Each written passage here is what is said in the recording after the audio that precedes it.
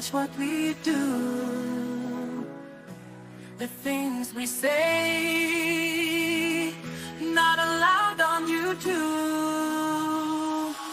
Reality SOQUEL, reality SOQUEL. You know who we are, reality SOQUEL. That's right. It's time for another episode of Reality CZARS with your host, Nate and Thomas, the paranoid motherfucking American. This show is full of highly opinionated, offensive, and outright degenerate commentary. Proceed at your own risk and welcome to the Reality CZARS.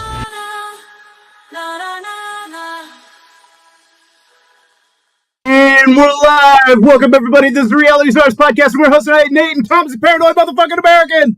You know, people thought that Trump had tanked his entire campaign by dropping an F-bomb in our intro. I told him that he didn't have to do that, but he was like, I'm so raw. You can't hold me back. I'm going to say whatever the fuck I want. So that's why we ended up with that particular intro. Dude, and honestly, like, I know he hasn't thanked us yet, like, publicly, but, like, we're the ones that got him in. That intro, it was solidly the Reality CZARS. So thank you, everyone that's pro-Trump. We got you, the king, the God Emperor, Trump himself. So we got about 50 days. We got 49, 50 days. They're crossing fingers to go. Now it's your true, last dude. chance to get sterilized. Just go do it now. Dude, I like this one. While it's still Hey, it's voluntary. Paranoid America. It's America's dad. I love that. Aw, paranoid You are American's America's dad. dad, Thomas. You're all the children I never wanted. Well, I'm never here in Freital, and I brought my little Bushwick rat with me. Do you guys ever been to Bushwick in New York? I have Not on not. purpose. One time I was in Bushwick and walking with Brittany, and we go through the street. She's like, "This is not so bad." I'm like, "Yeah, I know. New York's kind of nice, right?" He's like, "Yeah, it's kind of cute. Like, look at the cute squirrel." I'm like, "That's not a squirrel." And she's like, "Ah!" Because it's like a cat-sized rat. Like, they get so big. Like, this is actually kind of reasonable how fat they get. But imagine if it was like, you know what I mean? Like a rat that's chasing a cat. This actually reminds me of, I think this was in one of the scary stories to tell in the dark. Maybe it was like number 3, but there was a story about these kids that had found a chihuahua, and they were trying to raise this chihuahua, but it ends up being a Mexican sewer rat that was like ginormous. That's not Are You Afraid of the Dark? That's those scary stories to tell in the dark. Mm-hmm. Yeah, that's right. Good job. I want to quickly explain this about why I was late, because last week it was like I made a video about it because I missed the show. I was so upset.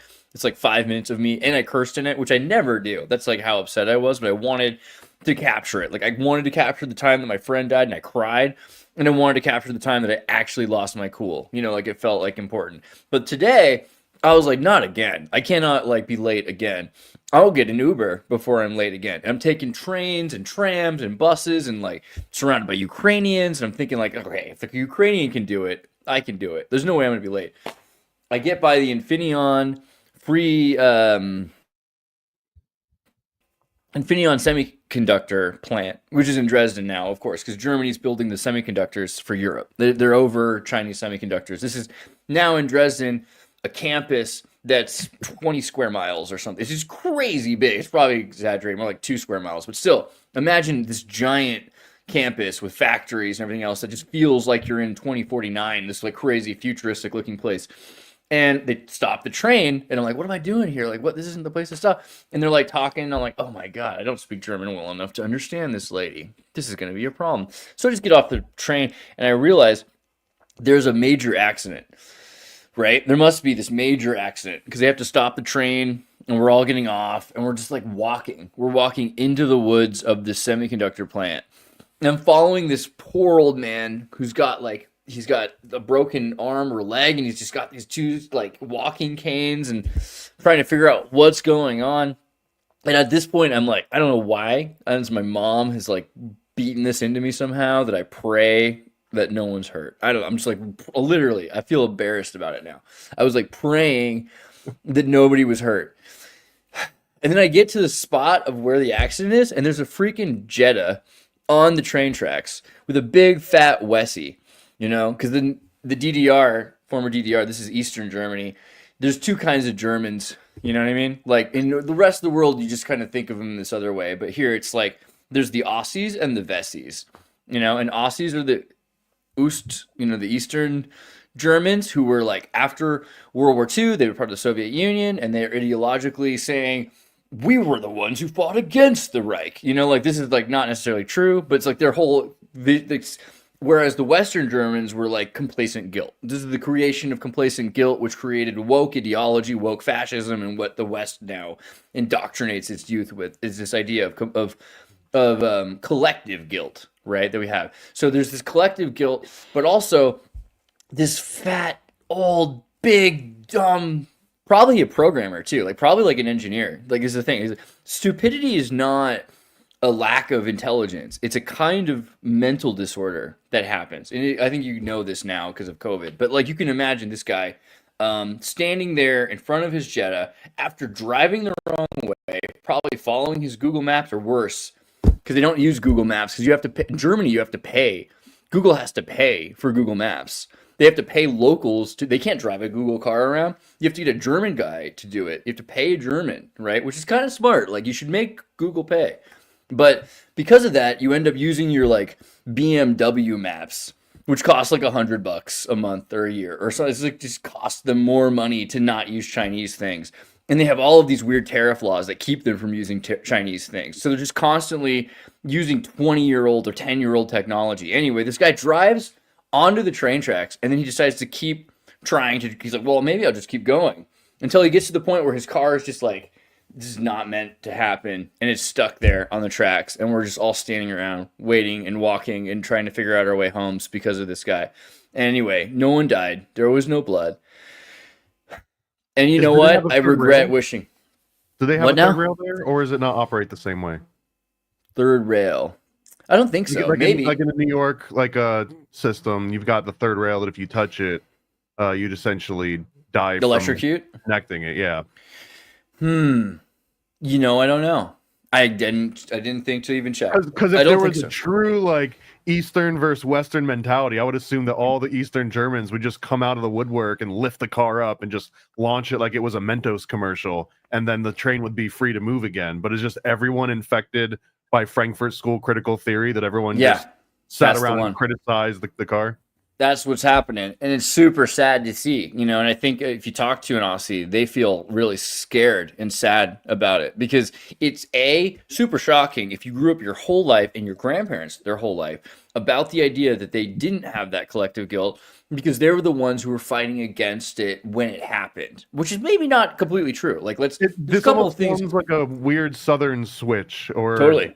Okay. It's like gaslighting kind of thing because on one hand, there's no possible way that they weren't part of the Reich. I mean, maybe there were some people who were like international communists who were put in camps, and some of them ended up alive after the war or whatever. But no, let's be real. Most people were not making American choices about what they did with their day.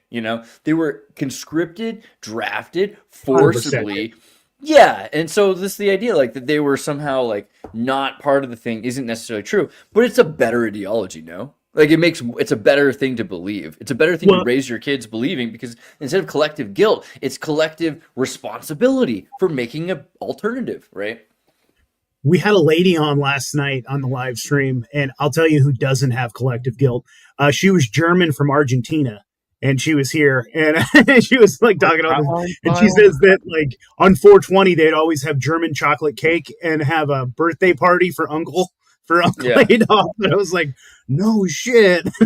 Well, maybe like it depends. Like Argentina, like a little bit, but really, to be honest, because there's so many Italian communists, international socialists in Argentina, it's not the Reich Paradiso that people think it is. Like Paraguay for sure. Like I remember being on April 20th in Paraguay in San Bernardino, which is where they say he ended up, right? And yeah, there's definitely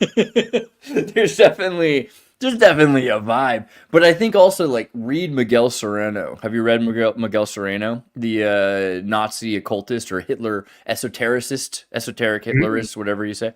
This is It sounds like a fun book. super do you good. know what the book's called? Mold, there's like 30. Like Miguel Sereno wrote like first about the trip to Hyperborean Antarctica, and then he wrote about Hitler as the avatar of Vishnu.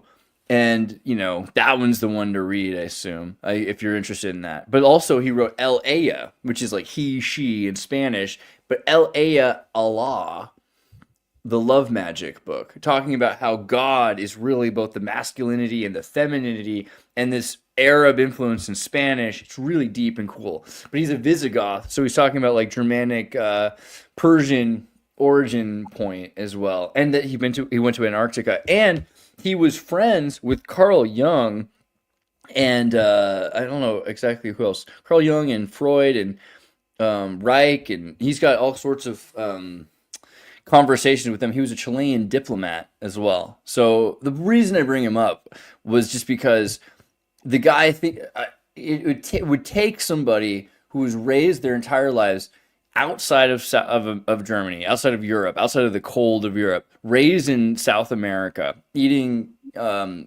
tropical fruits, lying in hammocks in the sun, reading about the Veda, to have such a completely disconnected perspective.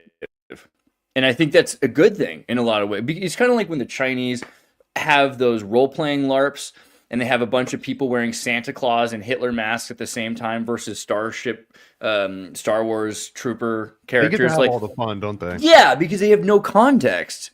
Context is horrible. There's no reason that you would want context. You're better off just creating your own meaning, you know? And I think that's, I mean, yeah, like as much as possible. Unless you really need to critically analyze what something is not, you shouldn't. You should just create. I think there's a reason why idealism is so cool, but we end up with that reactionary altruism versus authenticity, and so the cynicism is the only answer. So I think with the Germans in South America, it's like Argentina is incredible. It was corporatism that made it possible because it was such a cheap place to invest that had so much gold. And if you've been to Mexico and you know that you can't use the toilet paper in the toilet, you would be so shocked to go to Argentina and to see that Mercedes-Benz built the plumbing system and infrastructure. So obviously it's better, and it's incredibly better. It's incredibly better. And so you wonder about that in terms of this next January or February, really. We're going to start seeing some changes in America. And everyone's excited. Yeah, and Mark is bringing up to be as rich as an Argentine, right? This is an old expression you used to say, if you were as rich as an Argentine, because they were so rich. Like, it's crazy. They were as rich as now we consider them poor. But Argentina is the model, I was going to say, for America. And America is maybe scaling the test that Argentina is committed to right now.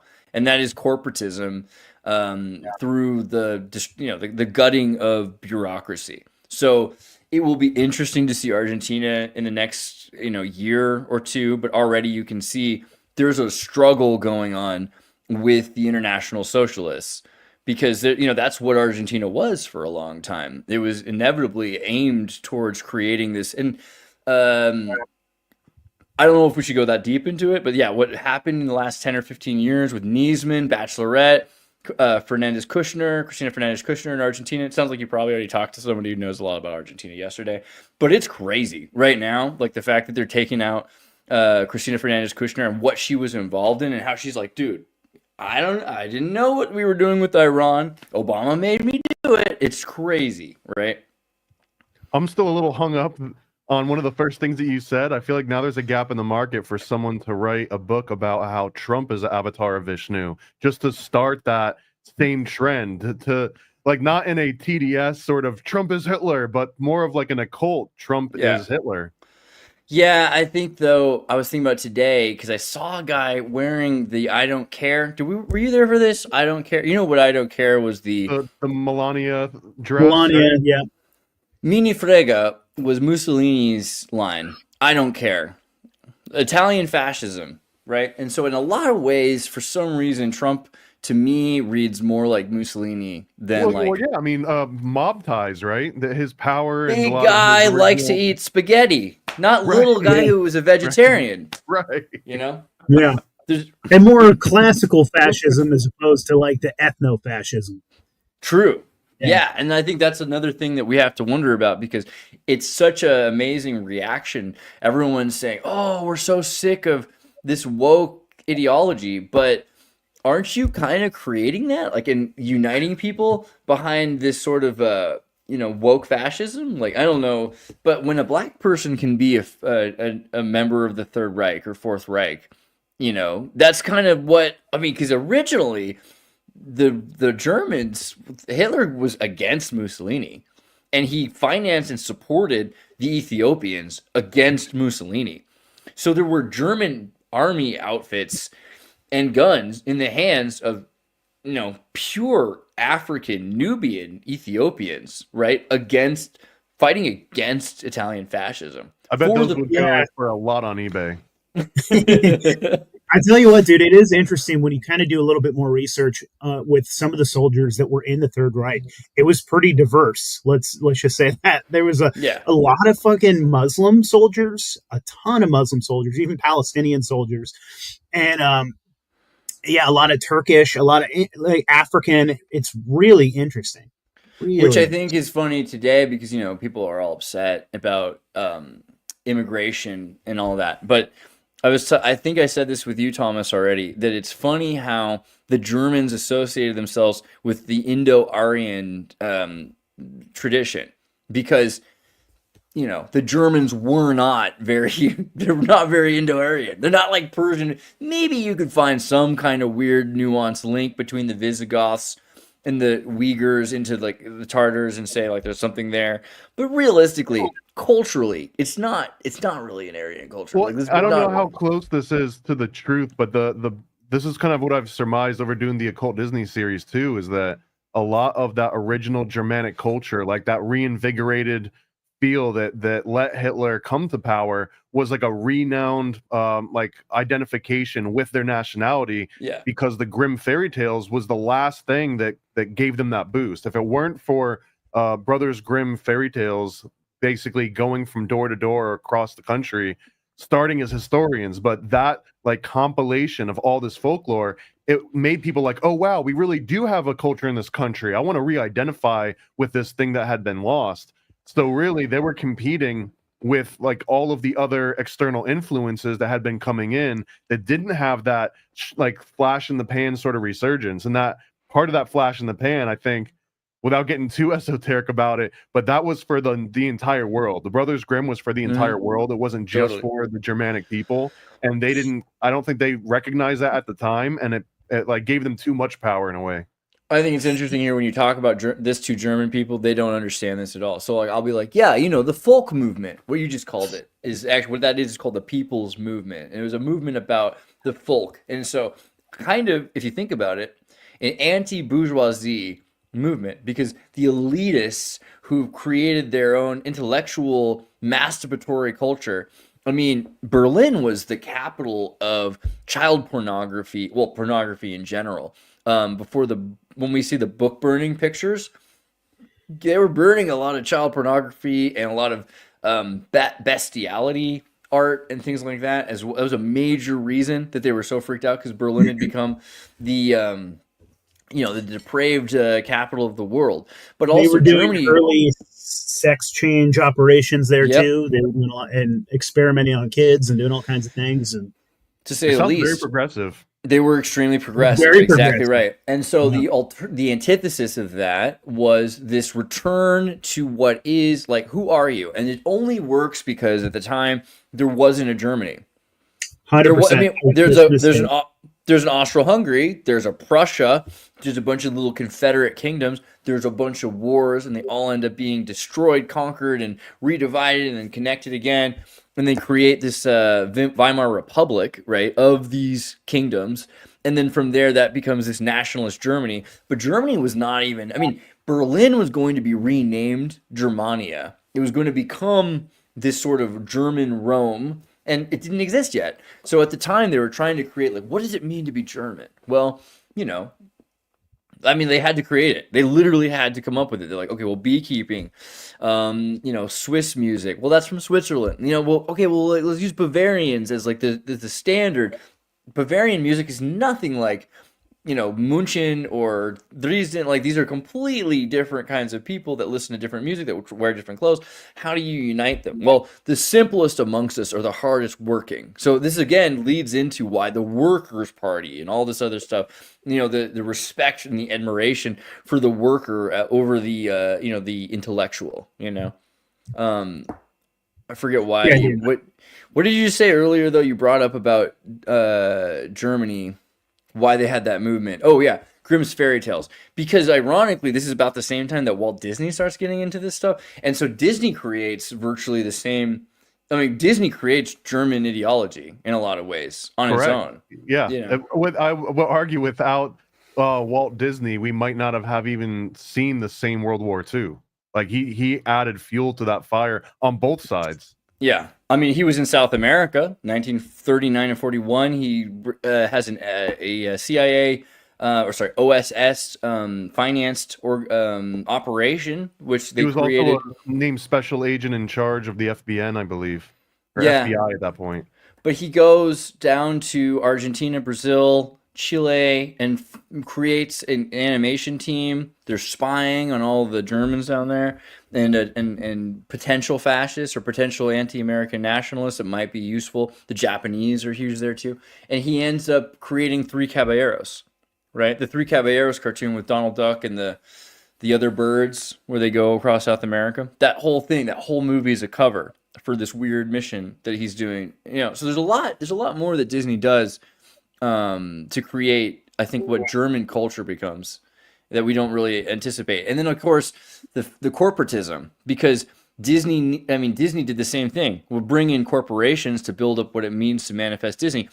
This is what the Reich did, right? You've got Coca-Cola making Fanta. You have the Olympics. You have all these movies. That's another thing that freaks me out recently. So we're getting rid of the P. Diddy people that are all these degenerate artists. Stay with me. We're going to create a new alternative media wing, which people are already kind of calling like a propaganda wing, which is the social media, right? Social media. And it's not completely horizontal because it's still controlled by a corporatist, benevolent dictatorship. Like, if Elon Musk creates this thing, how different is this from Goebbels' propaganda ministry? Am I being like too exaggerative, or do you see what I'm saying? Like, does it feel like that? It's just it feels like that to me, dude. It's wild. I mean, Elon Musk is so close to the throne of power now. He's basically in it, like part of the governmental arm, right? He's in the Doge. It's wild, dude. And it's also being like oversaw by like Ron Paul. Isn't like Ron Paul like an advisor? And dude, it's like it's almost everything we ever wanted, but it's a weird like twist. It's kind of like this, like it could be really good or really bad. Yeah, exactly, dude. Like, I'm not holding any monkey paw. We need to base all of our society around our inherent flaws, as opposed to the idealistic. Like, we have to aim towards the real solids, not the platonic solids, and in that way, it's almost like we need 100 Goebbels instead of trying to get rid of the one Goebbels. Like, we need 100 of them so that they all have and maybe not identical in flavor, but even right now, when you've talked internoting Goebbels, well, even outside social media, internoting, but even outside social media, even the mainstream media is like 3 or 4 flavors. If you really wanted to split hairs, you can maybe split it into like still single digit, like 9 different flavors. Social all media cheese has this illusion as if there's like an infinite number, but it's really not. It really is almost all of the internet plus X plus like the weird 4chan, like Stormfront angles, and then Tumblr. That's right. And that's what. Okay, so I hate to like harp on the Aryan thing. By the way, my yogurt, the doggone Aryan. But I've been thinking about this because this is my yogurt drink and it's made by Turks, right? So again, stay with me. The idea of Germany wanting to be Indo-Aryan, and they weren't, and now they're importing Turks and Arabs who are actually. You see where I'm going with this? Actual, real life Indo-Aryan people. They come from they're from the Sumerian tribes. So they've like through their woke fascism, they've literally imported the thing that would make them who they wanted to be in the 30s.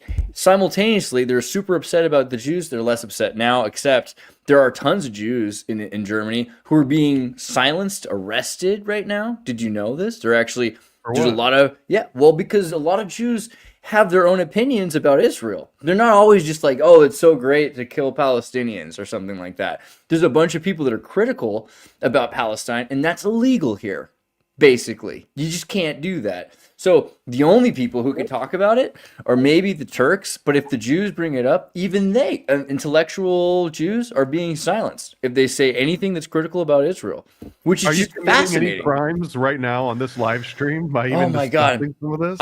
I'm just saying I'm wearing pants, okay? So it doesn't matter. Okay. In this country, as long as you tuck in your shirt, I think you'll be fine. But the other thing that blows my mind is with the Jews, because the Jews were in Babylon. Do you see where I'm going with that? Like, they're Aryans. The Jews were pretty much, I mean, they're literally Indo-Aryans.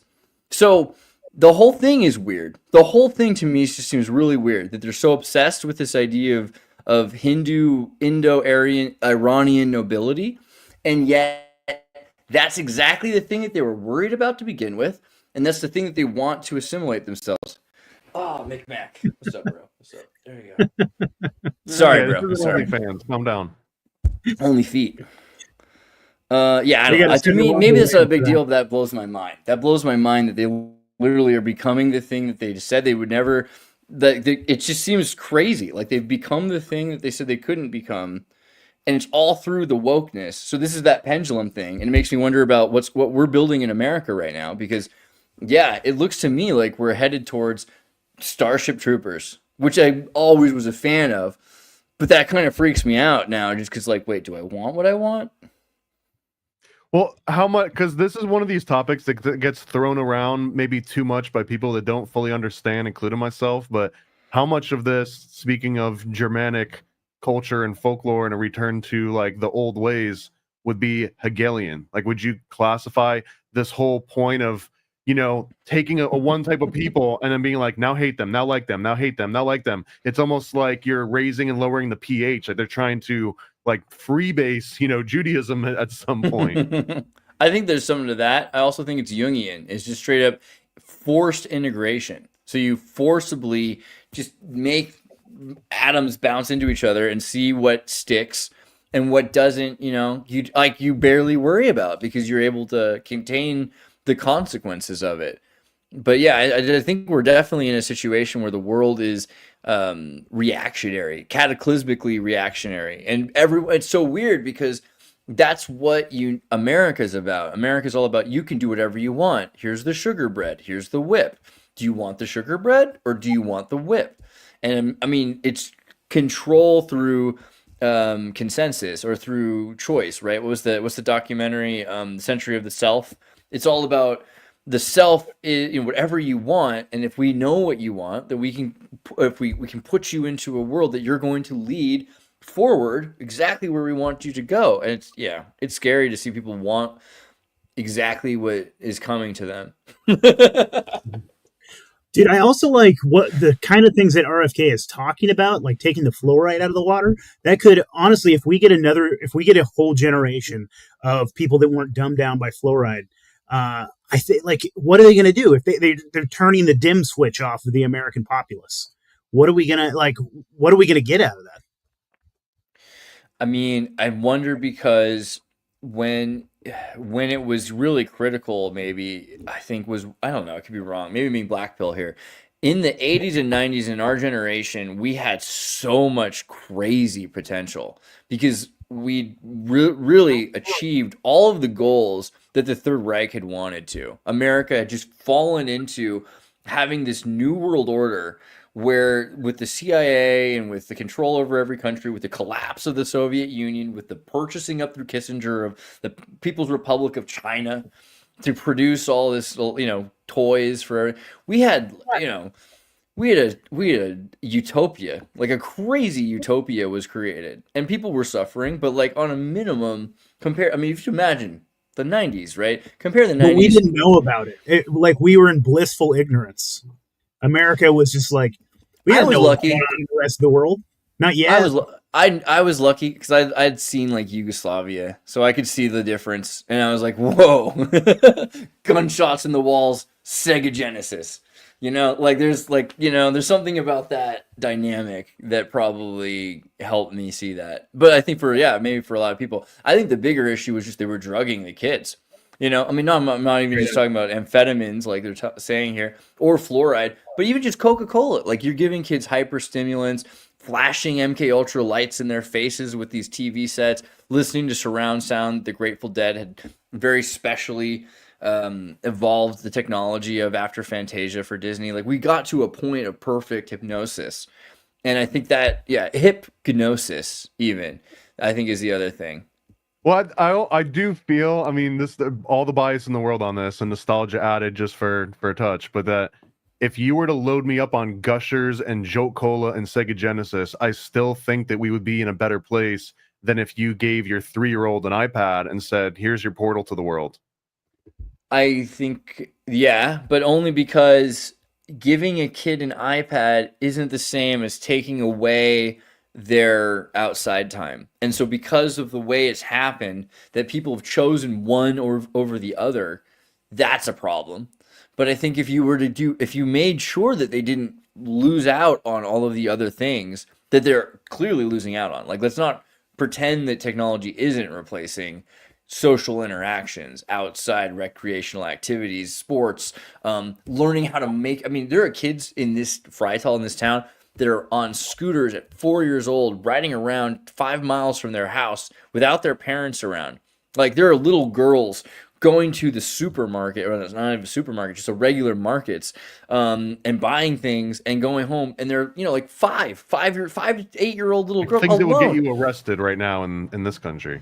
Yeah, you couldn't let your kids do that because we know the world we've created for them is so unsafe. And That you would was be the blaming them for the world. breath You of blame that the was in the parents. 90s, right? The 90s was the last little breath of that here in the States. Like people that still do that, like in East Asia and Japan, Korea, things like that, kids are just like, go outside, go play, go to the fucking train station, go to the store, pick up milk. And they're like Yeah. 6. They're like, go to the dude. I was in Paraguay. I remember like a 3-year-old had to go into the store and buy cigars for his grandmother or something like that. And I'm in this store. This 3-year-old comes in to buy it, and I'm already in the store trying to deal with the fact that the person I'm buying things from is 5. There's a 5-year-old running the freaking store. So it's like the world's, it's different. And when you talk about the 90s, it's like, what else happened in the 90s? Well, a lot. But I meant like the cell phone and these beepers and the fact that there's no excuse anymore for like every child could have a tracking device. The world should be so safe that it should be anomalous if there's anything. I mean, granted, here, if you saw someone trying to hit a kid or hurt a kid, like, you do something about it. I think that's kind of the point. It's another big difference. But it's, like the other thing is, it was in the university, and then it was just part of an experiment. True.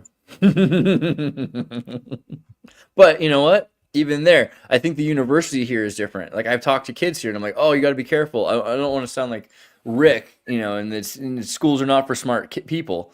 But the schools here are not like the schools there. Still, it's crazy. I mean. Sure, are they run by Marxists? Well, yeah, but like when you get down to it, I think a lot of people are Marxists. They don't realize it. The issues are they woke fascists, which is the thing that we really should probably talk about. So when you've got litter boxes in the Westies, by the way, in West Germany, they're very much about being like America. So they have litter boxes in some of their classrooms, just like we do. It's happening too.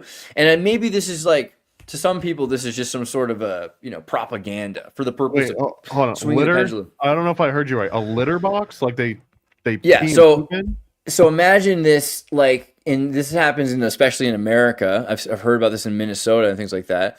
But and yeah, okay, let's talk about Aldi. And at some point, in passant, you've got a good point that you have to be careful about Aldi because they're definitely trying to poison the lower socioeconomic groups the same as they're doing in the United States, which is why I'm worried about drinking tap water, even though there's no fluoride in here. I just have to imagine that there's some sort of a aim of eugenicism because like that's real life, But yeah, litter boxes are weird in classrooms because when your tax dollars are going towards domesticating your own children into animals that will belong to other people, that's as close to programming slavery on your dollars you can get, right? And so that I think that's a big concern about Western education and what's even spreading to West Germany. But in the East still, for the most part, it's actually incredible. The teachers seem to be focused on the issues of mass conformity, and they're studying it, and so there might be some hope here, even, I would say.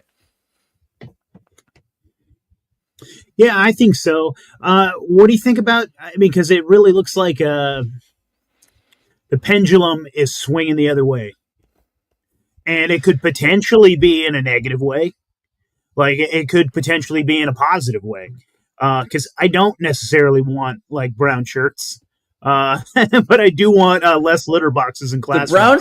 The brown shirts weren't. It was the black shirts you had to worry about. The black shirts, okay. So like that came up today. Do you want to talk about Nick Fuentes as a historical anecdote for a second? Okay, like, I thought you were going to talk about him getting because we watched that video last night and it's real. Bro, we're not going to watch the video again. I just wanted to bring up the anecdote. I'm just saying it's kind of to me. The anecdote, yeah. So about a year, what? No, I'm trying to make sure I got this right. Let's see, 31. So like 94, 95 years ago. But about today was when the first homosexual politician was, you know who the first openly homosexual politician was? No. Eric Rohm. Eric Rohm. He was Hitler's boyfriend, a lot of people will say. Here, let me pull up a picture for you for a second. You want to see this boy? Because you know when you think about manly men who don't like ladies, you know what I mean? Like the brown shirts. There was a bunch of guys who were super into Greek wrestling and into war and into manly things, right? So Ernst Röhm was publicly outed as gay in 1931 when his letters were revealing explicit details about his homosexuality he'd passed to a friend and been published. Not too different than what we kind of are saying is going on with Fuentes, you know? And as a result of the scandal, Röhm became the first publicly known openly homosexual politician, but despite the scandal, Hitler chose to stand by him, right? Hitler emphasized that Röhm's loyalty and his importance, he was aligned with the party. It didn't matter that he was gay. He was aligned with the party. And so for a long time, this was fine up until the night of the long knives when they took him out. And that was when he was like, you know, in a jail and he was told that you've committed treason. And he's like, no, I haven't. And he literally quoted him. He says, I love him. If I have ever betrayed him, let him do it to me. If I am to be killed, let Adolf do it himself. He pulled open his shirt, revealed his chest, just crying. You know what I mean? Like this is like, there should be a Miramax love movie, like a homo love romp about Röhm. I feel like it sounds like Roy Cohn a little bit. It's so beautiful, yeah. And but yeah, he was actually he was version of like I'm such a strong man that I can't even surround myself with females at all. yeah. But he was executed by the SS, and so the SS are the black shirts, and the black shirts had an allegiance to the dictator, that not to Germany. Say it again, but slower this time. I don't know what you want from me.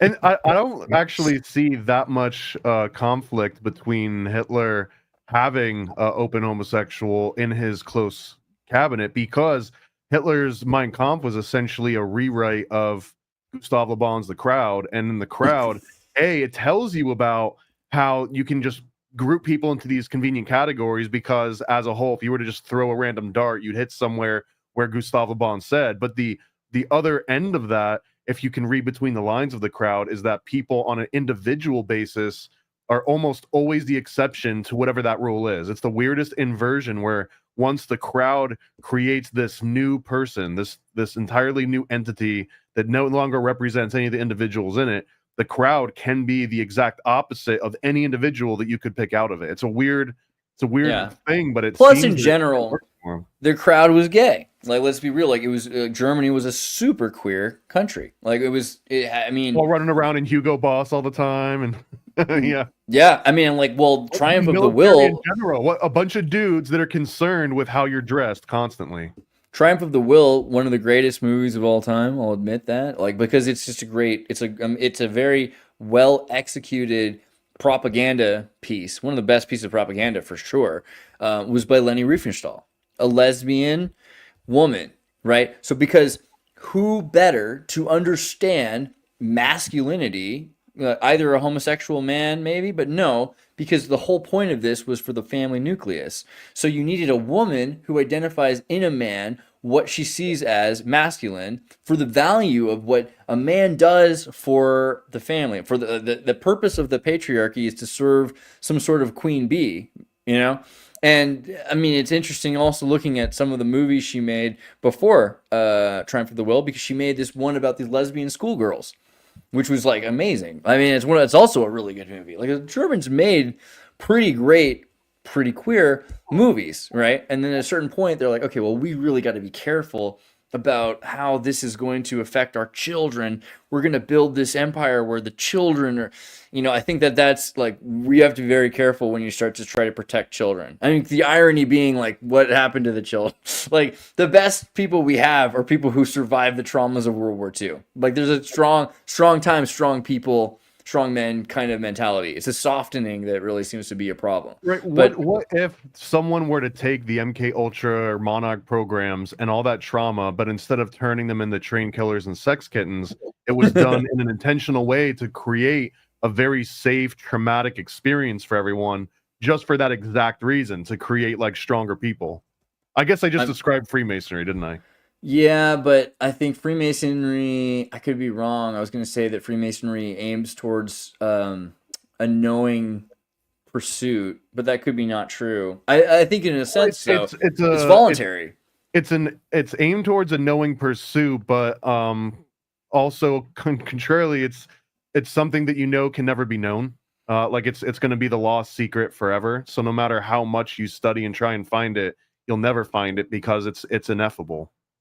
Yeah, but I think that the difference is that you're choosing to find it, whereas a lot of the time this is like you're a foundling, you're an orphan, you've been brought into this, and you don't have a choice necessarily. It's just what your destiny is. It's your obligation in life. You're assigned. I mean, a lot of the time it's not like that these children. I mean, you can't pretend that it's the same to, as an 18-year-old of sound mind and judgment, join a lodge as it is to be, thrust into war. I think that that's kind of the difference. But it's still, I think, a weird gift. Like it's, a gift in the same way that you will work hard by the sweat of your brow until the end of your days is a gift. It's not necessarily like your favorite blessing, but it's something that you don't have any sort of, it's like a zodiac sign. You're born under hard stars. I think that's something as well. And, like you look at the Africans too, like we talked about with the Ethiopians, and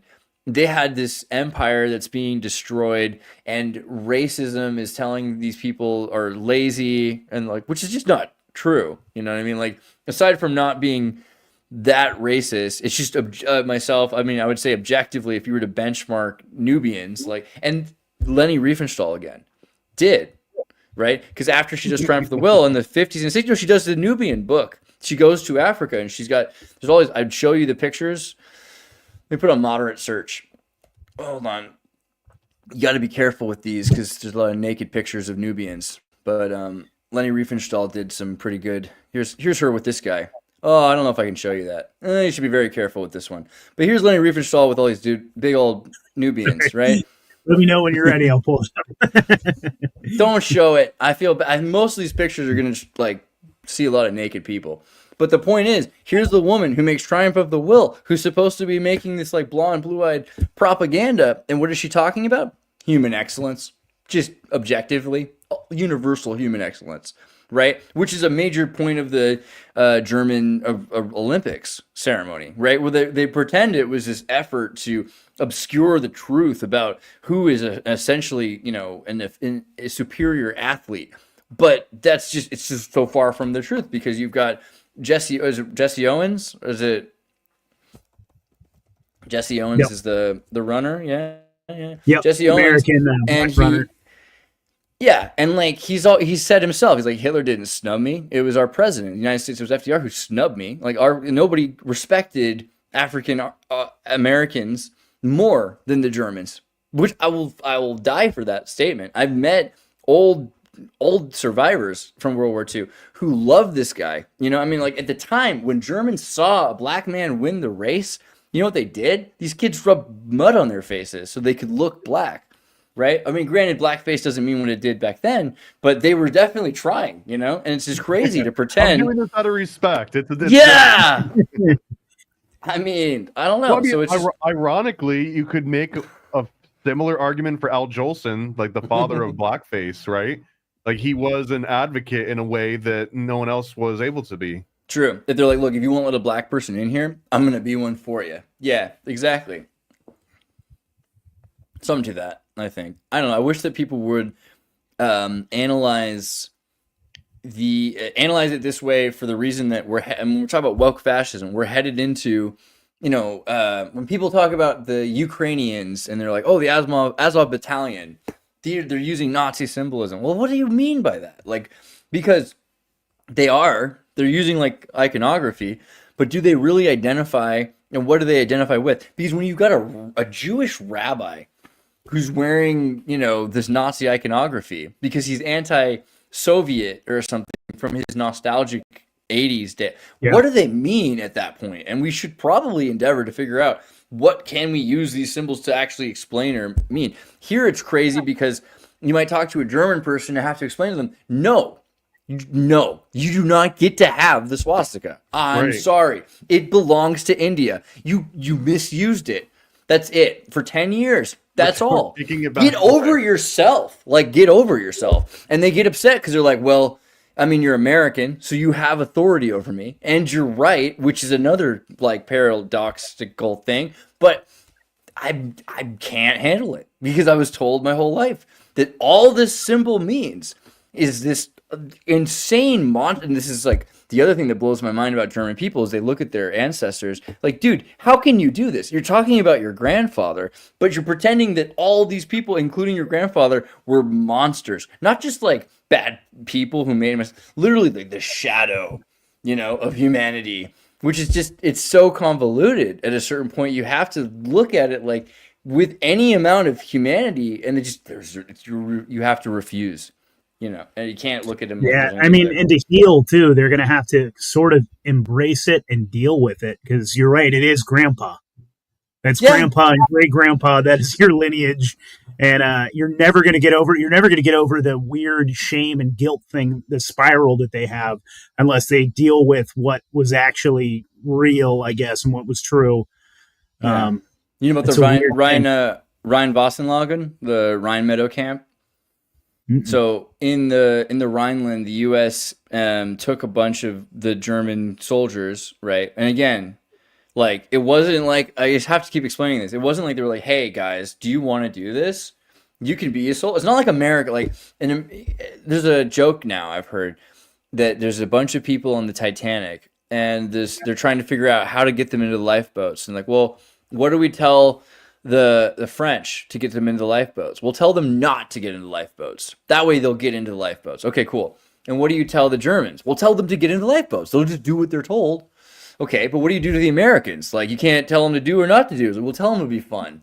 You tell them it'll be fun to get in the lifeboats, and they'll probably do it. That's kind of the way it is. So like, we told Americans, like, go to war. It'll be fun. You know, they didn't like give the Germans any amount of, you're doing what you're freaking told. And if you're not, you'll look and see that other people are, and you'll just do it. That's the way a lot of these people are. Like, they follow. It's terrifying.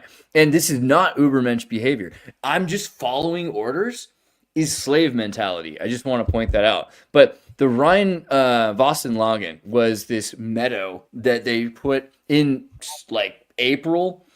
So it was covered in snow and like mush. They put like hundreds of thousands of prisoner of war people.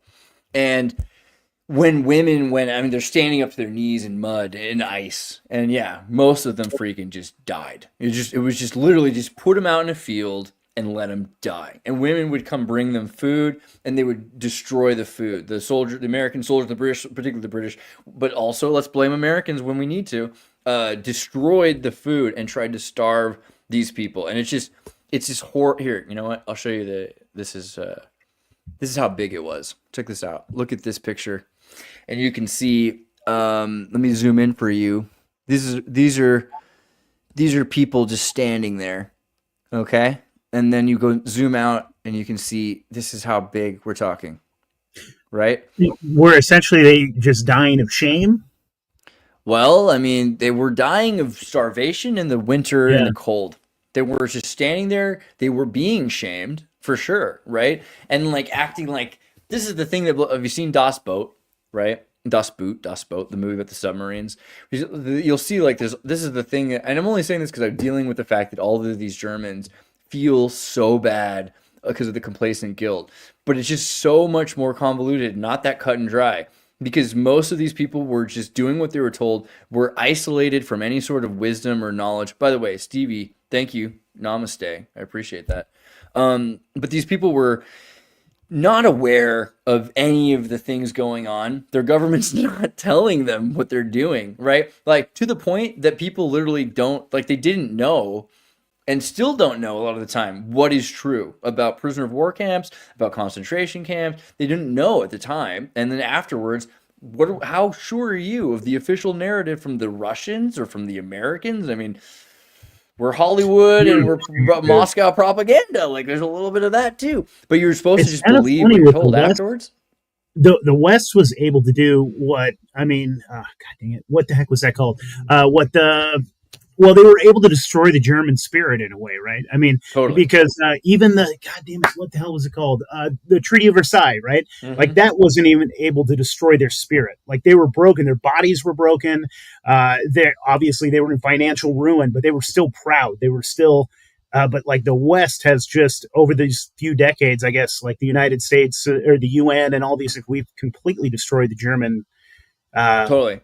Yeah, and it shows because if it's gotten worse. But I remember seeing 25 years ago, Germany, and people worked really hard.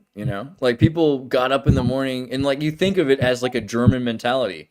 And in Minnesota, even I'll go to Minnesota. There's like tons of German people still, right? And they still have this German mentality. So it's weird to me when this is why I got so upset last week about my internet situation, because I don't care. Like if I was in Spain, I wouldn't expect anything of anybody because they're Spaniards. But like in Germany, there's just like if someone says they're going to do something and they don't do it, I'm going to get angry. You know what I mean? Like it really bothers me. Like it bothers me a lot, and it bothers me on a level that's weird. Like if someone because that's their honor. You know what I mean? Like you can take away like gold, dude. Like hell and heaven both are probably paved in gold, but your honor, there's only honor in heaven. Like the only thing you get to keep with you when you die. So it's just so crazy to see that taken from a people. It makes me angry. But it makes me sad, and it makes me feel responsible because it's something that America is responsible for, and we could do something about it. It's crazy, and we built, and it's like to then have. I mean, my childhood. I'm remembering. I mean, I guess also from movies, but like everything from the Vietnam Apocalypse Now into Iraq and Jarhead. Doesn't show me a progress of the American ideology that is innocent of fascism or innocent of ethno-cleansing or genocide or whatever. I mean, we've become everything bad that we pretend that other people could be. And it's so crazy because the American military, I mean, yeah, watch Full Metal Jacket, right? And just think about how America has picked up the helmets and the guns and everything else of its enemies and become that instead of becoming. Well, that was our biggest boom after World War II. Was essentially if it were a video game, America got to go around and loot all the bodies and take back all the good stuff. And then I don't even know if it was America like slowly over time just inevitably changing in this way, but all of the ones all of the people that survived World War II on the other side, that come over through paperclip or come over through even more overt means, it didn't even have to be secretive about it.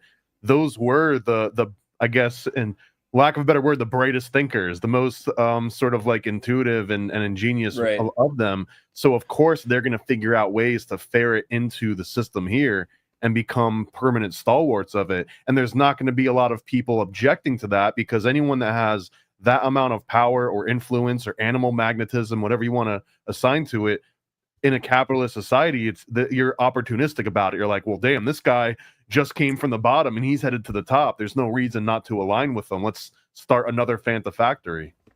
Yeah, and I think there's something to be said about, the best of the intellectuals might know something, and the lowest of the laymen might realize something, like through actual life experience.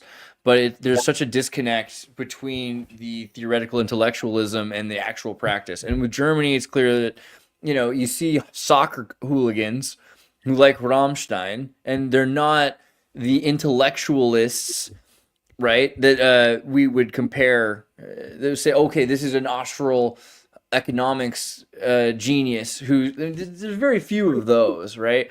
So of course there's going to be a group of people that are scared. And I think this is something we see in America, and we've kind of gotten used to. Like, if someone is afraid of a black man sleeping with their white women, it's probably because they have a small penis.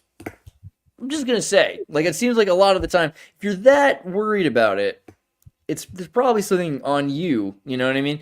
And your own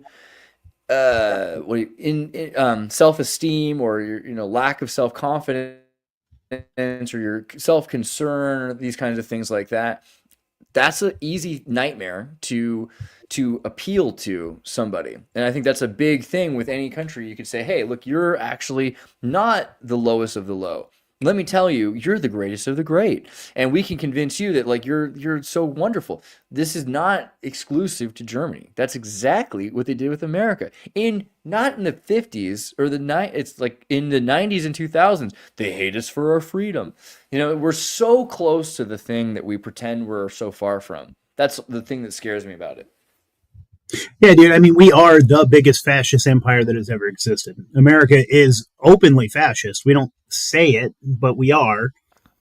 Like, our entire economic system. Federalism. Yeah. Yeah. Yeah. And I think that's interesting too, what you're touching upon, like people that are so insecure, and they try to find pride in something, right? I mean, that was the Germans. That's why they were able to be, like, kind of manipulated by Hitler, is because they were so downtrodden and they didn't feel like they had anything to be proud of. And so he was like, you should just be proud to be German. This is our Volk. These are our people. And I kind of see that in the United States right now. Like, I see, like, people really looking for a leader, really looking for something, because it's really weird, dude. Like, America is really taking a hard right turn in some circles, right? In some circles it's not, but because we've always been divided. But, like, dude, the call to fascism is so loud right now. It's absolutely insane. Just go on Twitter for 5 minutes.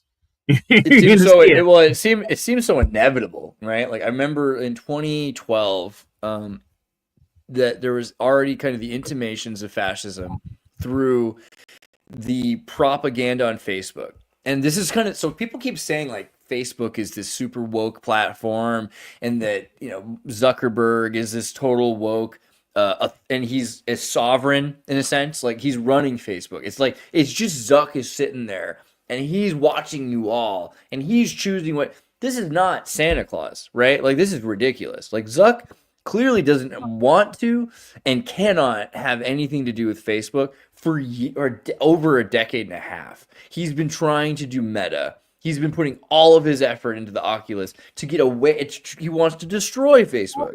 He definitely does, because he doesn't have the control over it with the ethics and oversights committees that he wanted to. And everyone's all confused. Like, why is Zuck talking to Trump? Why is Trump having dinner with him? I'm so disappointed, though, if his focus was the whole VR and the Meta and everything. No, wasn't it to put... But he pushed Palmer Luckey out, and there would be no VR revolution if it weren't for Palmer Luckey showing people how close you can get to the fidelity needed for the minimum experience at an incredible budget. Like, it Palmer wasn't can cry all the possible. way to the freaking bank. He Well, right, made no, I billion, get zillion, that. gazillion dollars, and then he ends up working for IDEX and Corsica. I don't want to get into his personal life, but he's an amazing person. I love him. I'm just saying he's doing all he's doing all right. Okay, especially when it comes to But I don't mean financially. I mean that. no, that no, no. I might mean, he's even- making drones. He's making VR for military, for intelligence. He's doing all right for the world, not just for himself. But I feel that his direct access to the main line of pop culture and the general public, because now the only way we get the benefits of Palmer Luckey is when it trickles down through the military, right? But if he were working, if he had an incentive to stay at Facebook and stay at the head, or at least actively participating in consumer grade VR, it seems like it will be better for the masses and not just for military, the people that can afford them. I think Facebook, with its casino virtuosity technology, knows how to keep people engaged. Meta is probably going to, and I mean, Meta is usurping and dominating video game industry with the help of Microsoft. There's going to be no Nintendo, no PlayStation in 10 years. I mean, it's crazy where we're headed. And it's also in the process of developing a new market, a new audience, because there wasn't an audience for that. I know these kids 8 to 10 years old now that are raised on VR, and they had to study them before they could make the games that they wanted to make. I just think, though, what's more interesting, the reason I brought it up was because I think what we look at with the Facebook is that the incentivization of the pendulum. It's the antagonism of the pendulum on purpose, because Facebook maybe was designed to legitimately just keep people from knowing the truth. I mean, there's a lot of ways to do that. They could have just done what they've been doing for decades. It feels more like an emotional reaction, because you get more and more and more people pissed and more people afraid to react, that you're creating this crazy pendulum swing. And so if there's one thing I would blame for woke fascism more than anything, it's probably Facebook, because it just took enough time that after 10 years of being everyone calling each other fascists, the hell did you think was going to happen? You were going to get to the point where people are like, screw you, call me whatever you want to call me. In fact, I'm going to try to be the thing you don't want me to be. Honestly, that's what I understand the metaverse to be. Maybe the next generation of the 8 and 9-year-olds that only know meta through the VR games and the engagement stuff. But that, to me, and that doesn't even represent the real culture I live in. That doesn't represent the outside world when I go outside. But it absolutely represents the metaverse in every way possible. Just like the Reddit verse represents that community very well when you're operating within those limitations and that sort of dimension. Yeah, a little bit right now, dude. I just jumped back in, so I might be going off topic just a hair, but the VR revolution right now is really happening. I've talked to some weirdos, dude, that there's a big underground where they're making all types of bizarre universes right now. And it's mostly sexual, but they're making bizarre things, dude. You can have sex with a gigantic spider with big webs, and you can they're breaking ground right now, doing bizarre things that no one thought was possible. And I think it's going to be the perverts that move the pendulum, because it always is, right? They're the ones that decided if it was going to be a DVD or the other one, right? Pornography was always the thing that kind of moved the ball, because for some reason the little head always is more important than the big head. I think American perverts kind of make pop culture in a lot of ways, and kind of make decisions. I think humans have always been hypersexualized. It's like a thing that everyone acts like when you're going to get this technology, you're going to use it to change the world. And maybe you will, like Buckminster Fuller, but 99% of the time, you're going to be pooping, and while you're pooping, looking at girls. I think that's monkey level of technology. It's basically Tinder. I got to change my VPN if you're going right to calling me out in particular. Oh, I'm sorry, babe. But no, also, I think the perversion is in that we take it too deep on purpose.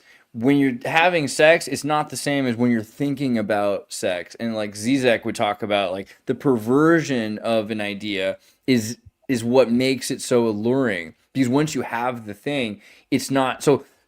Technology is pornographic. Virtuality is pornographic by nature, right? And you might, Fantasy of, yeah. yeah, on a Jungian level, if not a Freudian level. But it's I'm certain. finally understanding that scene in Demolition Man where and you watch it at least when it first comes out, and it's like, that's so unrealistic. Every Thanksgiving. Why would two people in this room attracted to each other ever just zone out and just start staring at a screen instead of engaging with each other?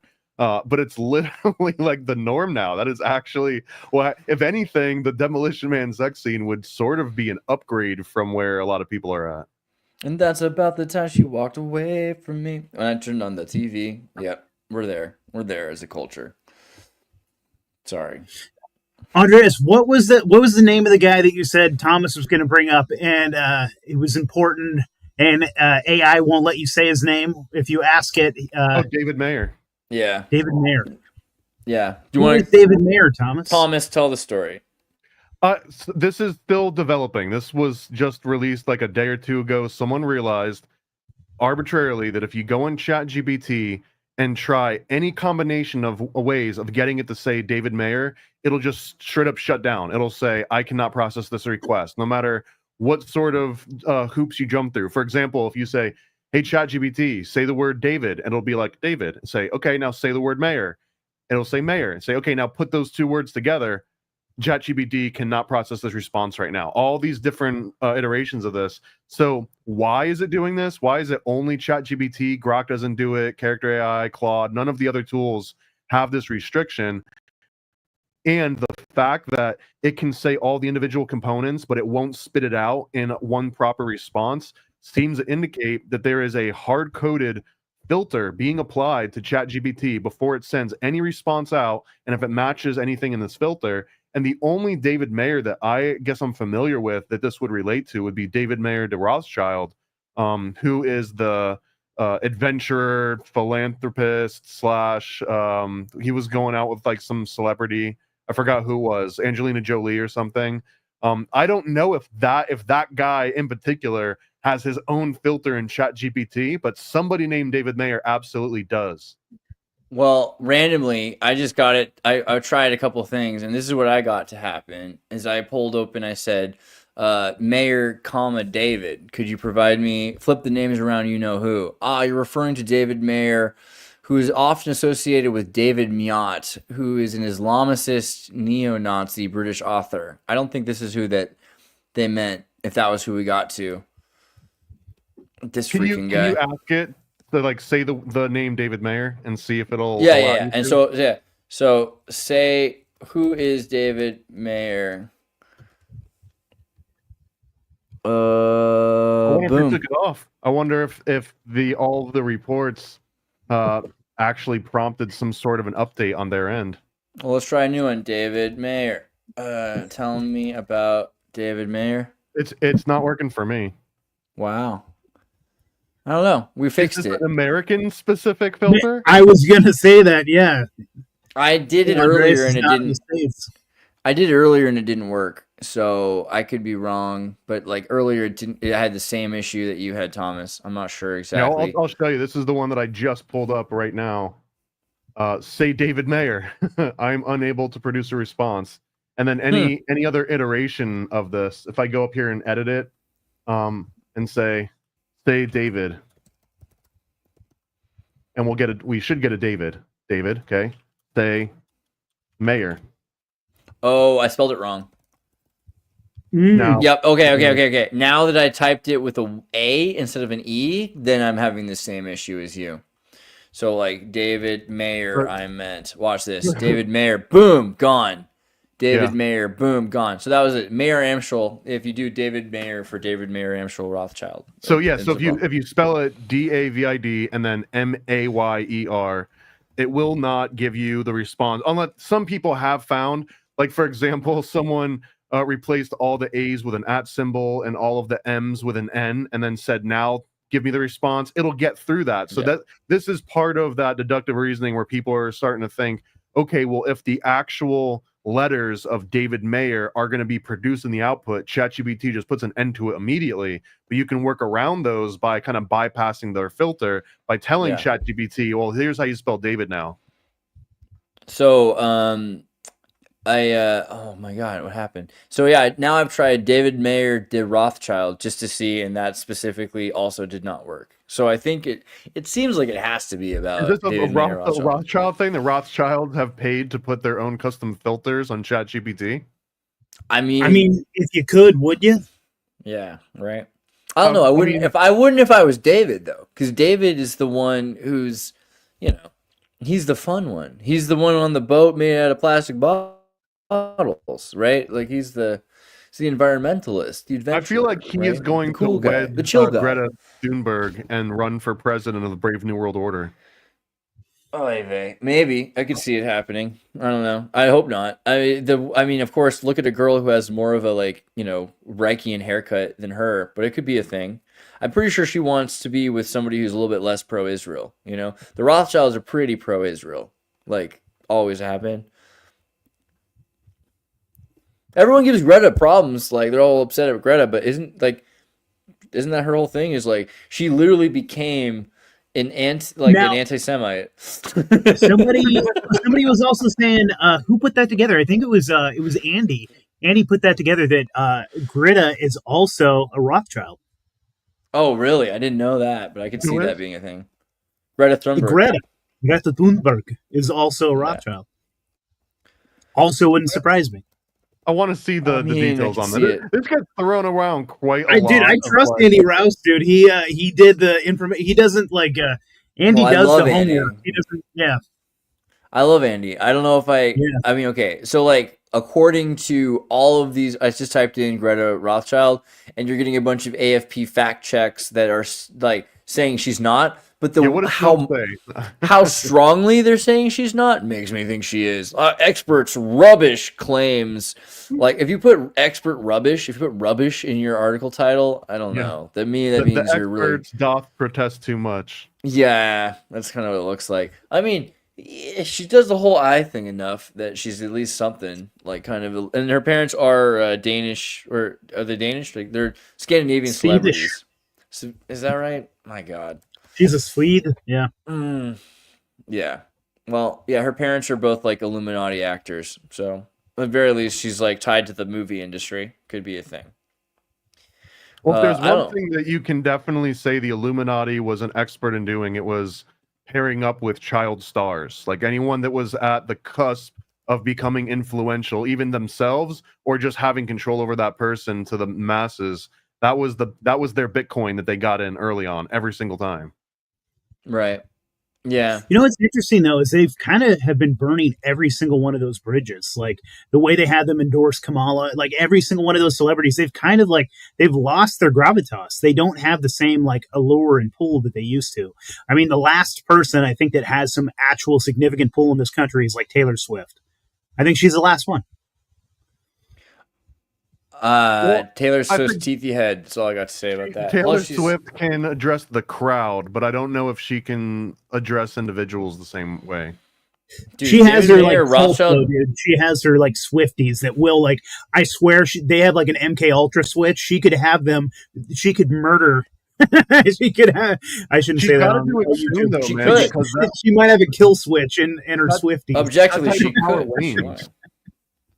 Yeah, that's the thing. I wonder about her because I don't know. I mean, she does seem like a less cool Xena Shrek, and I feel like that's a real thing. That the amount of energy put into making her makeup and her style look like that. And when you look at her mom, that's the other thing. When you look at a woman, look at the woman's mom to see like what they're like. She's not getting her style or her aesthetic from her mother, which seems like that means she's getting it from the devil. I don't know. That's just me. But there's just something about that.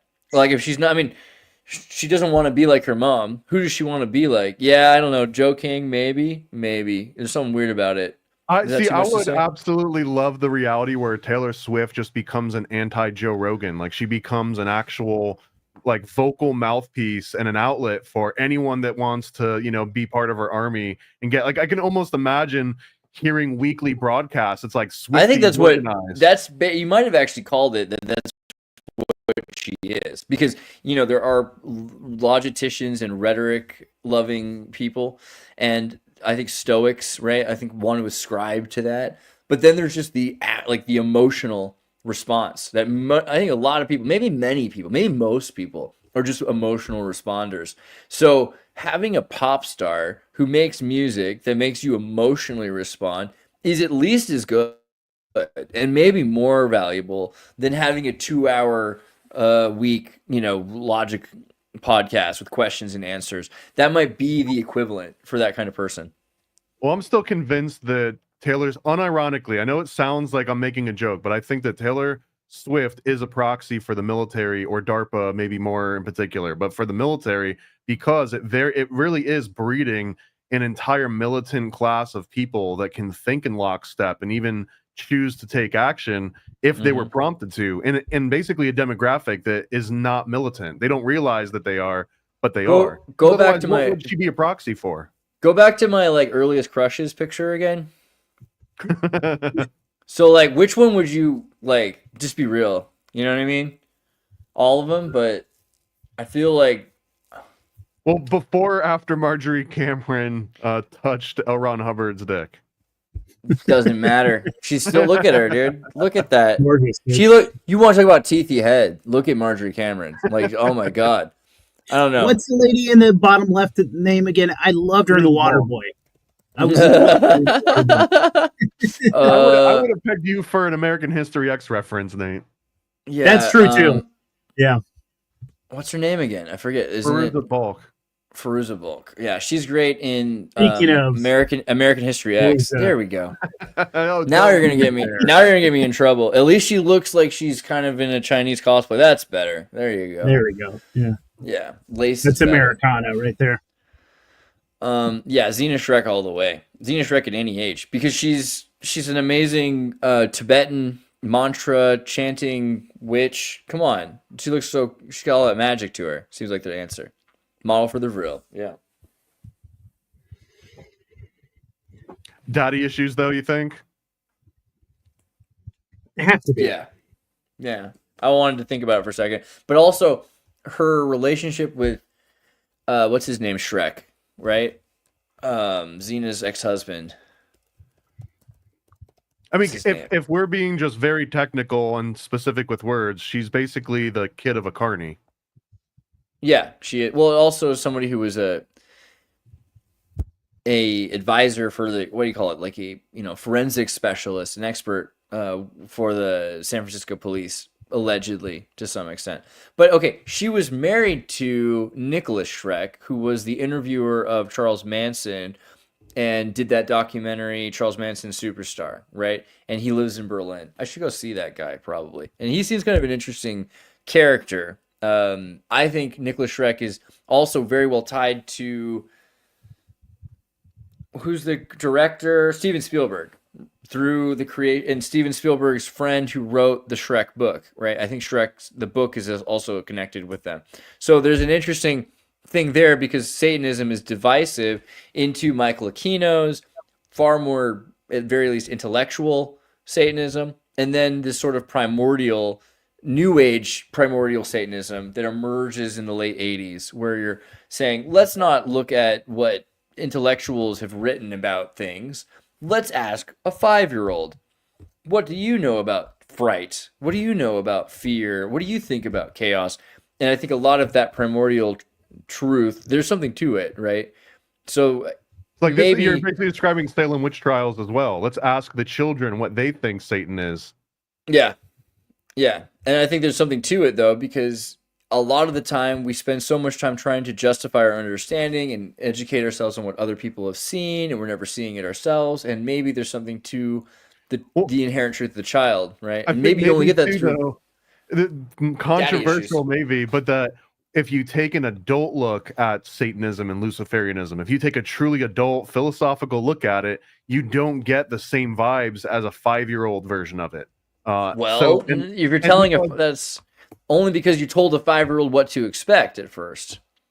I feel like. Right, but even those 5-year-olds, they grow up, and if they actually spend any time looking into it, it becomes less of a specific Lost Boys situation. The Lost Boys situation is actually probably going to happen more around like a WASP area than it would around a Luciferian area. Of course, yeah. The idea that Peter Pan and they're stealing children, for sure. But I think that what I was getting out of what you were saying is that Satanism is actually like the Christianity, the true Christianity, like Satanism. The way we're describing Satanism isn't kidnapping kids and sacrificing goats. That's actually Christians and Jews sacrifice goats. Yeah. Ironically. And so the Satanists, though, like all the time they're vegetarians, and so maybe we get to this idea of what is the Greek or the Buddhist or the Egyptian, their version of that argument, because this was something that came up recently. So when I was in Dresden, Saxon Museum Library, I saw the Mayan Codex, and a big part of the Mayan Codex is that it's looking at Venus. And so for the Christians, Venus is the morning star versus the bright morning star. So there's this idea of Lucifer being Phosphore, which is Venus, versus Euphore, which is the idea that the Greeks thought that Venus was 2 stars.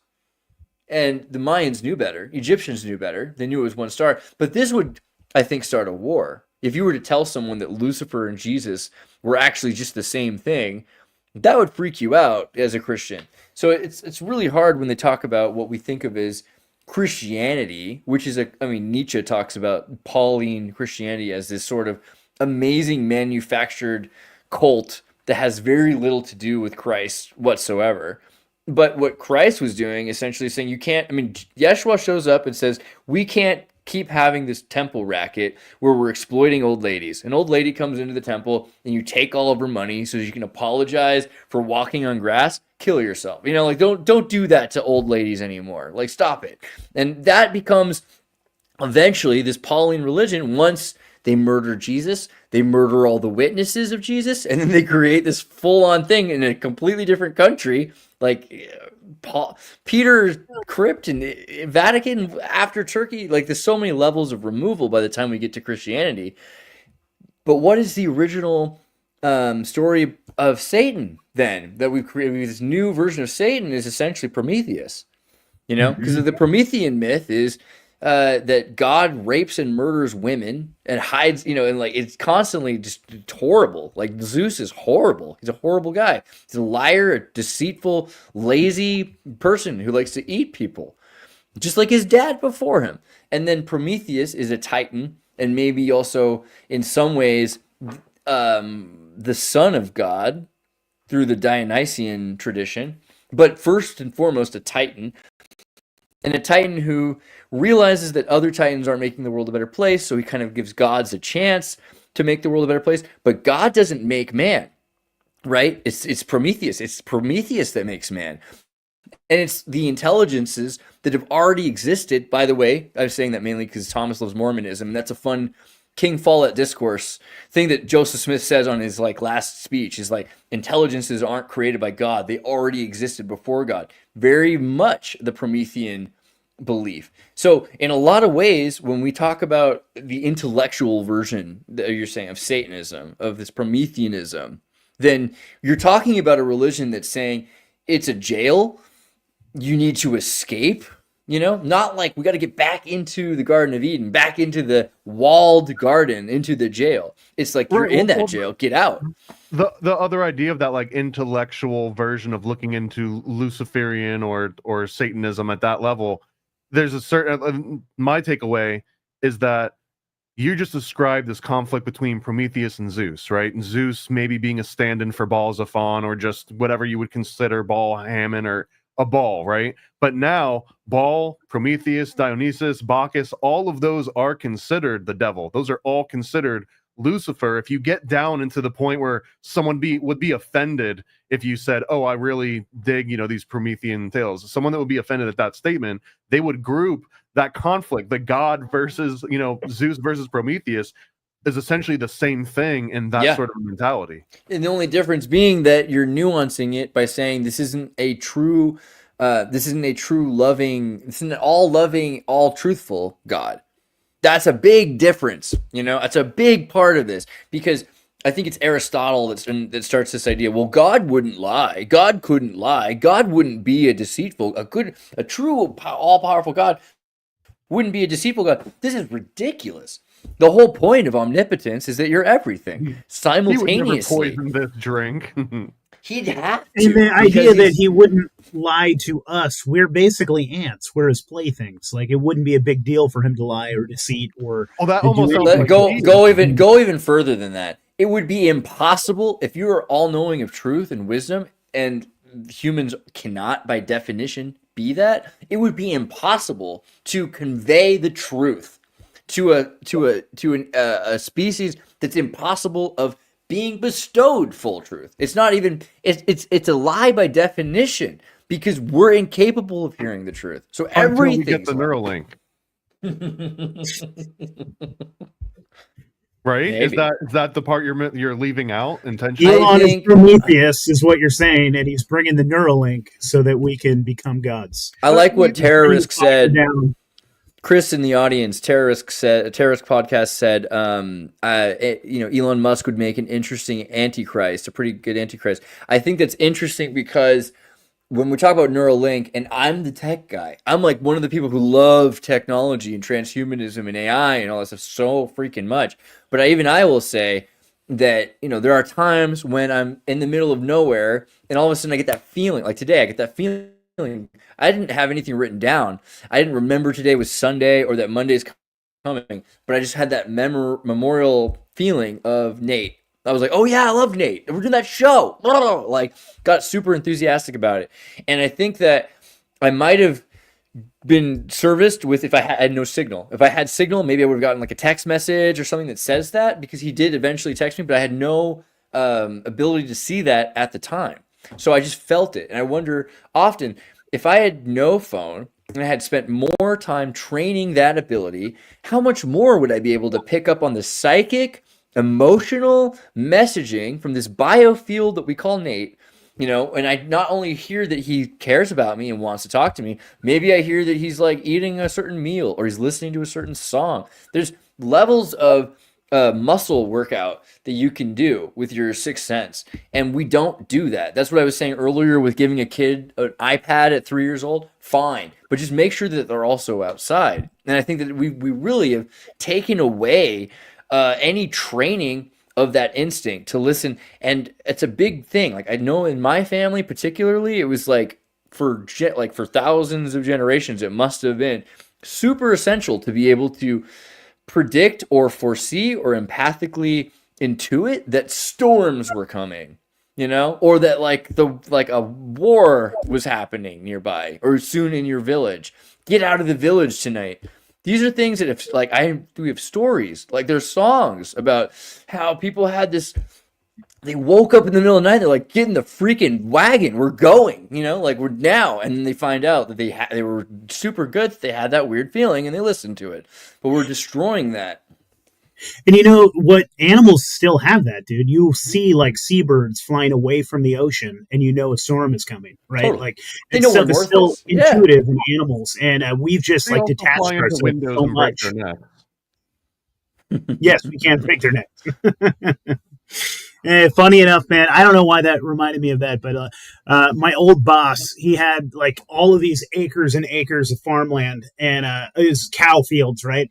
And all the geese would land in there. And so he came up with this idea. We'd get like big sacks of grain and we'd lay it out there, and then we'd soak it with booze. We'd soak it with like the cheapest vodka you could get. And the geese would come down there and just eat it and get drunk, and then they couldn't fly away. And we would just go there. I had to do it. So we just go there, grab them by the neck, swing them like this, throw them in the back of the truck, throw them in the back of the truck. We'd come home with like 60 fucking geese. We'd sit there, pluck them, throw them, get them in the freezer and feast. Dude, brilliant. That's actually brilliant. Yeah, it's a great idea. It's the last meal. And I mean, especially because you're not giving the geese, like imagine the Monsters Incorporated alternative where you have a slaughterhouse of like cortisol and fear battery build up in the, but instead This is very much like that the Sans Bushman technique, where they let the animal fall asleep to get and you apologize to the animal. You're keeping the meat from being tarnished. I think this is another thing most people don't even know, because most people who've eaten meat don't know the difference. They've only ever eaten meat that's like from suffering. They don't know what it's like to have an animal that had a quality last meal. Like, I mean, it sounds crazy, but it's hugely different, right? Also, 100%. Screw geese. Like, geese are assholes, dude. I've gotten in fist fights with geese. They're bad people. Yeah. For sure. Don't bring a fist to a goose fight. Is that how that goes? Dude, lizard. Yeah, people. You got to have like a nice reptiles. Or something, because they're jerks, dude. They'll just come and bite filthy. Yeah. I'm actually. This came up recently, although way to get your livestock inebriated and then kill them while they're tripping or while they're having like some other, a drunk maybe. But yeah, that would actually be because I have another crazy idea that I don't necessarily prescribe to, but that would you rather be raised by a family, as livestock, and like you have a name and they love you and you love them, but then one day this family that you love so well comes and kills you and destroys everything you've ever known. I guess this would be invalidated if you just did it in the sleep, versus you're raised in this horrible factory farm where now when the guy comes with the bolt, this is the sweet release of death. Yeah. Like it almost seems like it's just a different level of cruelty for those that you love to be the ones that kill you. You might have but that interesting point, that sweet release. I never thought of it like that, but it's so bad. How bad is it that there's a hormonal response of sweet release? Interesting. There might be something to that there's a value. I wonder if that's partially why they do it that way.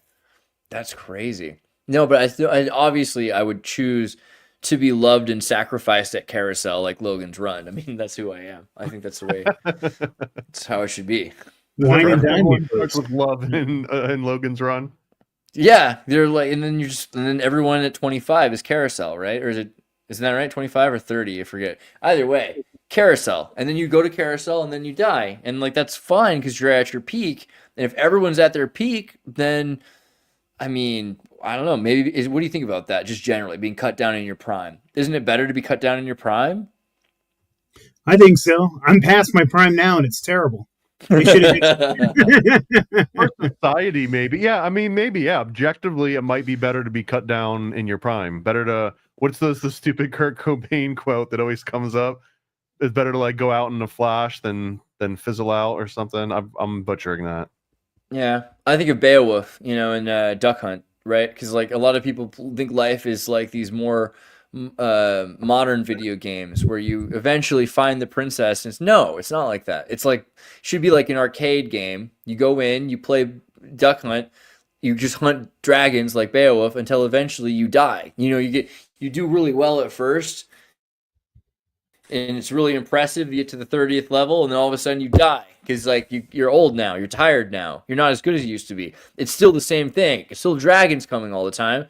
Nothing's really changed except you now fail, and that's it. I think that's a better lesson, right? And so either you choose to be cut down in your prime, or worse, like how bad? I don't know how bad. This is another reason why I'm so pro transhumanism, because it just seems so paradoxical that we've evolved into. If we're talking about evolution, if we believe in that idea, that we've evolved to this point of perfection, minus the capacity to endure age-related diseases. It's just crazy. So age-related diseases to me seem like more synthetic than anything, and it's weird. Are you ever really past your prime if you can put on a VR headset and I can be Beowulf at level 1 again? I don't know. I mean, and I think that's also similar to reincarnation. Even yeah. I think that that's a big part of what's fascinating about family, that you can instill instinct, right? If you take 1,000 generations of apprenticeships and training your children and giving them opportunities and resources and education and showing them lessons, that like you get to pick. It's like another crazy thing. We're not just taking our minds and putting them into our children. You get to pick which ones. I get to tell my kids about you know, like Frank Capra's It's a Wonderful Life, or not about South Park if I want to. Or I get to pick, you know, whether I show my kids which episodes of South Park, as opposed to all of them, which I've endured. I don't know if that's a great metaphor, but there's some things you might not want your kids to see. Human Centipede, I think, is the one I wouldn't want to show my kids. But, you know, like, I've seen it. And so I get to know that, and I get to cut that data out from the next generation and focus the kids on Alvin and the Chipmunks or on Frank Capra. And then that is part of building instinct. With something like South Park, I wonder when it is age appropriate to show your kids, because I mean that was so fundamental to my childhood. But then I cannot. It's not for anyone. But it wouldn't be nearly as cool if South Park was something that was being given to you by your parents. Part of the fun of South Park, finding it in the 90s, was that no parent knew that this even existed. Or if they were in that initial like email blast. Well, Brittany's kid's 10, and I've definitely, I'll admit, watched some South Park episodes with him. And before that, I had to screen Stick of Truth and Tainted, is that right? Fractured But Whole, the video games, for him to make sure that they were age appropriate, which of course they're not. But on some level they are, as long as you don't show them everything and you realize if you don't understand them, as long as it doesn't look like semen, it looks like boogers, I don't know what, or cobwebs or something like that. If you don't realize you're in the rectum of Mr. Slave, maybe it's not so bad. But yeah, no, I think that there's something to the kids also look at the adults for what is acceptable and what isn't acceptable. And part of that is you're like, okay, well, thank you for showing me, so I didn't fall in the mud. Thank you, Father. You know, I think that's a huge thing. But on the other hand, it's also, okay, what's my job? Well, you couldn't handle that. You couldn't handle that, old man. I'm young. I'm strong. This is my chance to prove something to the world. I'm going to try to do something that other people can't handle. And I think that's maybe a danger. Yeah, I think that we figured out how to siphon the energy of people that way. It's not necessarily the greatest thing, because that same energy could have been used for being better at gutting a fish, I don't know, or for knowing how to survive in the woods at night. Or there's so many things that are better to process, so many other tests for the world than just your emotional response to some propaganda. But that's, I think, a huge part of what we focus our lives on, is just how much propaganda can we consume for the purpose of programming ourselves to respond. And we're doing it under the illusion that we're going to have a different, new response. And that's not really real. Most of the time, you're getting the same response as everyone else or the opposite. And that's programming you so that you'll respond the same way. And that's actually replacing parenting. That's replacing the instinct that you would get from learning how to hunt and gather. You know, and I think it's really kind of scary. It's something I didn't used to think of as scary, because I used to think, I'm so grateful for my video cassette library because my parents were both working. But I don't know, like, I don't know how much I'm useful. I think I'm not necessarily more useful because of the fact that I've seen every Disney movie. I don't know. Yeah, dude. I mean, how much of our own instincts and everything has been written by movies. Like, so much of like what I think is reality is just what I watched on TV as a kid. And then also I have my memories rewritten. I was just like, I made a meme the other day, and it was kind of like I looked like a hobbit. And so I was trying to find the early, like, the intro music for The Hobbit, the 1970s like cartoon. And in my head, I had the song in my head, but it was, right? What's that? Ralph Bakshi? Is that what is his name? Yeah, I think so. Ralph yeah, Bakshi. But then I realized the song that was actually in my head was actually from the South Park with Lemmy Winks in his asshole. Lemmy Winks. Greatest adventure. Yeah, that was actually the song in my head, and I couldn't find the original. I was like, this isn't it. This isn't right. And then I found the South Park one. I was like, oh, this is what I've been looking for this whole time. Well, I mean, and then on the other hand, so with Starship Troopers, like, I would never trade anything.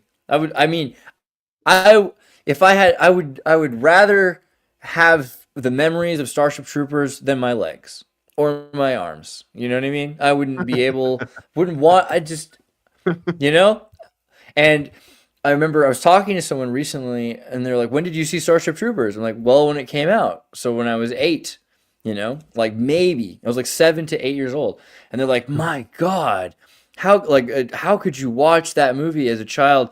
I think this is too much for a child. And I got angry almost. I was like, no, shut up. You do not know what you're talking about. Do not ever talk about things you don't understand. Do not ever try to take away something from someone. I mean, I got really defensive about Starship Troopers. Like, how dare you think that you would parent me? If you had the opportunity, you would parent me? You would take I will that cut away you from down.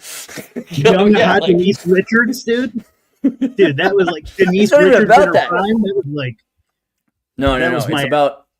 It's not even about that. It's actually more about the scene where Riz dies, and she's like, "At least I get to have you." And you realize, like, you didn't even care about Denise Richards, that girl who's, you know, afraid of icky slime. You know what I mean? And like, you thought you didn't care about Rizzo, Desi, you know, but she's the one who loves you. She's the one who's filled with love. I mean, it's just so huge, I think.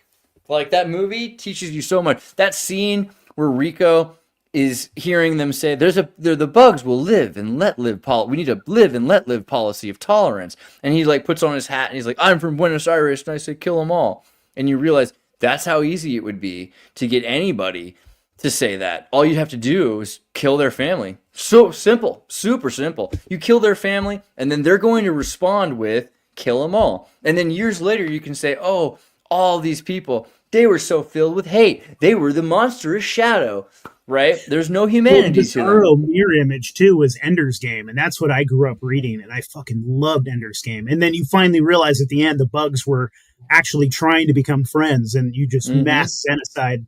Yeah, God, This is great. iRobot too, the original iRobot. Yeah, these are huge. These are huge things, and so I mean, I don't know, iconoclasm and innocence and the innocence of a child and all of that. It's like you got to. I guess you want to protect that. That's like important. I think again in the embracing the chaos instead of ignoring it, instead of yearning to create platonic solids, I almost say more noise, not less. More South Park, not less. Yeah, Because- it's just. Because that's the only way is to actually make it a somewhat of a baseline. Like, we're not going to be able to take everyone's everything away unless we meet the ultimate tragedy. Like, if technology gets wiped out, everything that we know gets wiped out, and you're forced to start from scratch. But otherwise, there's no reason anyone would ever decide to simplify on a massive scale unless it were imposed in some horrific way. So in that case, the only humane way of getting over this is more, not less, almost exposure therapy. And how much of this though is like in our inherent DNA now? Because like my littlest one, he's 3 years old. We turned like when the Mike Tyson fight was on, there was just something that clicked in his head. He's like, the fights. And like now he wants to rewatch it. Like he wants to watch boxing. And like boxing was a huge thing for me. I loved boxing. I wanted to be a pro. Imagine seeing that fight, and like now your world is shaping around this is what a fight looks like. That's kind of doing a horrible disservice. Well, he liked the other ones too. What about The Giver? You know the book The Giver? Did you guys read that or see the movie even with Jeff Bridges? I think as The Giver. Do you know what I'm talking about? Saying like anything like the Giving Tree. The Giving Tree is what's in my head. On a weird level, sure, but no. The Giver is a book. Yeah, and Chris gets it. The Giver is a book about a dystopian utopia that has been created, a new world order where everyone lives in these planned communities. You don't know how many people live in the world because all you know about is this one community, which there are clearly many. There's satellite communities, and there might be like 300 people or something, but it's exact, because there's like every family is assigned. It's a black and white world. You all have assigned houses. You're assigned a wife.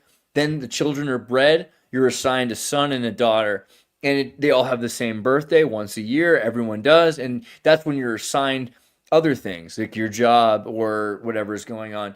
and nobody knows nothing. You know what I mean? It's a complete idiots, the entire society, and they're super, I wouldn't say happy, but they're very content. They're purely content. And at this event, everyone's getting assigned their jobs, and the daughter's excited because she wants to be involved with having babies. You know, it's a job that happens there. So she's going to be a breeder. And then the son finds out he's going to have everyone else has gotten a normal job, like being a farmer or like a recycler, or, you know, maybe a guy who flies the drones around the town. But he gets the job of being the giver. And the receiver of the giver. So only one person gets that job, and it's only once a generation. Like, not just every year. Like, the old giver is going to die. You know what I mean? It's like one lifetime job. And so what is his job? He goes and he meets this old man. He holds his old man's hands, and all of a sudden, boom, fire. He feels fire for the first time. It's so hot. It's amazing, but it burns him. He's like, wow, it's good. Wow, it's bad. I've never experienced either of these ideas. You know, here's red, here's blue. And now all of a sudden he's seeing the world in colors, and he's like laughing and he's crying, and he's so disconnected from what everyone else is experiencing that they have to isolate him, right? And that's part of what the giver is, because the rest of the world might be like, hey, everyone has 2 kids, but we kind of like kids. Wouldn't it be cool to have 3 kids?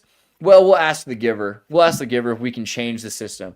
And the giver like thinks about it, and he's got memories in his mind of famines and of overpopulation. And so he just tells them no. He doesn't explain why. They're not supposed to understand why. They just trust him. He's like, no, not good idea. And they're like, oh, okay. And then that's it.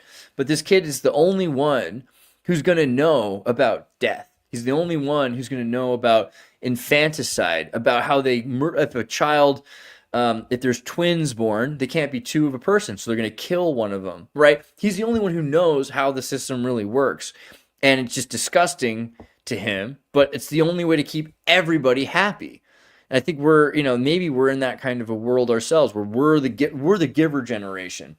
You know, we're the ones who are supposed to hold on to all of this baggage and burden and trauma. And I don't know, like, how like the Pianist and Polanski films like are going to help the next generation. But there seem to be, if they're going to help them, it's through our emotional attachment and our emotional reactions to suffering, right? And that we're so hell-bent on saving the world or on stopping suffering. Maybe that's why that this information exists so critically right now.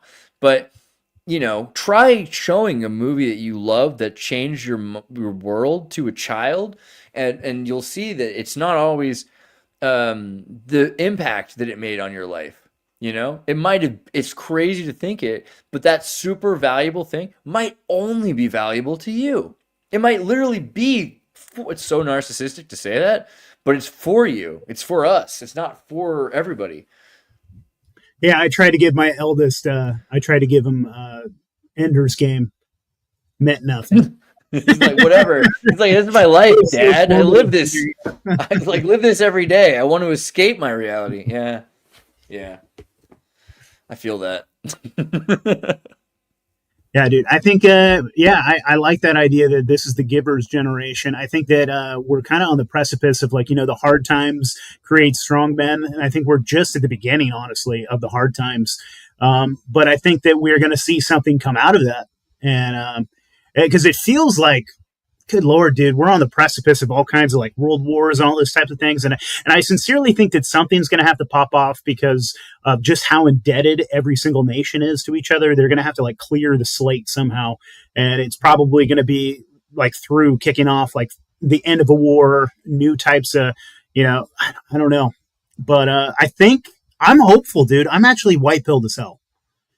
I am more white-pilled than I've been, but there are parts of me that also I see a new Edo period coming. I mean, Trump's demand of 100% tariffs on a BRICS economy, if BRICS were to have its own currency, seems tone deaf. And I don't know. I mean, part of me also sees the invasion of Mexico, or the operations that were inevitably going to be in Mexico and in South America with para deep state cartel that's going to be, I mean, kids are already afraid of drugs, you know, it's whatever, but I grew up with a lot of drugs around me, and I find it really weird that kids are so like, you know, like heroin is and marijuana, like what the freaking heck happened that you put these two things together? Kind of freaks me out that kids are, but it makes sense because the CIA is no longer making as much money off of cocaine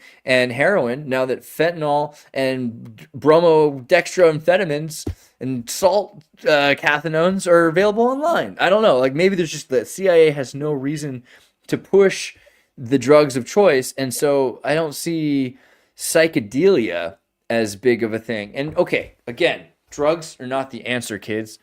But mystery schools are weird without them. I gotta admit, like a lot of these kids are uninitiated. Like a lot of the whole generation. And this is, I've been talking to Thomas about this, that the Freemasons, at least 100 years ago, like most people were Freemasons. They're in some sort of a mystery cult, right? And so the fact that we don't have that this generation, I'm concerned a bit because that's where, I mean, what did Elon Musk promise first with Neuralink? Well, he promised also the sexual experience that you talked about earlier, that you'd be able to take a sexual experience and give it to somebody else, which we can talk again about the perversion. I think Zizek again brings up that like me telling you about my sexual experience, Nate telling us about his sexual experience would be really different than us experiencing what Nate, like if we were put into Nate's mind and body for that experience, that would be wildly different than him just telling us about the night he had. You know, it might not be as good, actually. It might be better to just hear about it than to, you know, like, I don't know for sure, but I think that that's what separates the experience. So for drugs to be replaced next is the other thing. So first we'll send sex to Neuralink. The other essential empirical experiences. The other one is drugs. Like Elon Musk promised that you'll be able to turn on and off drugs with Neuralink, which to me again says like they're going to monopolize the mystery schools and the initiation into them through Neuralink, and that's even more scary. We need probably to make it possible for kids to have real life experiences. Christopher Knowles from Secret Sun was talking about when he was young, women and men, boys and girls used to feel each other up because they didn't have iPhones. And maybe there's some. We're Do losing kids even some. experiment with each other anymore because they've seen everything that there is to see now on a screen? Yeah, absolutely. God. That was just part of growing up. Yeah. And so 100%. Maybe we're better off.